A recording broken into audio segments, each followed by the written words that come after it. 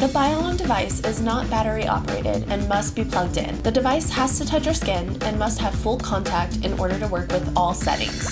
There are 3 methods you can use on the BioLong device, and each method can be combined or used separately. Positive galvanic ion is the cleansing method and helps with deep cleansing of the skin. Negative galvanic ion is the anti-aging method and helps penetrate product up to 60% deeper.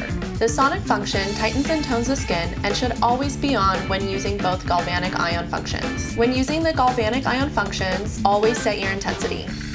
We recommend using the galvanic side 1 to 3 times a week. Please don't use the galvanic side more than 3 times in 1 week, and don't use the device more than 30 minutes each time. You can use the LED light therapy 7 days a week. The device beeps every 5 seconds. This is its way of telling you to move on to a new section. To see your results happening, we recommend starting with one side of your face and then the other half. You can use your device during the day or at night. If you use the device as a daytime routine, we recommend applying our collagen eye serum and intensive repair day cream. If you use the device as a nighttime routine, we recommend applying our eye cream, night cream, and neck serum.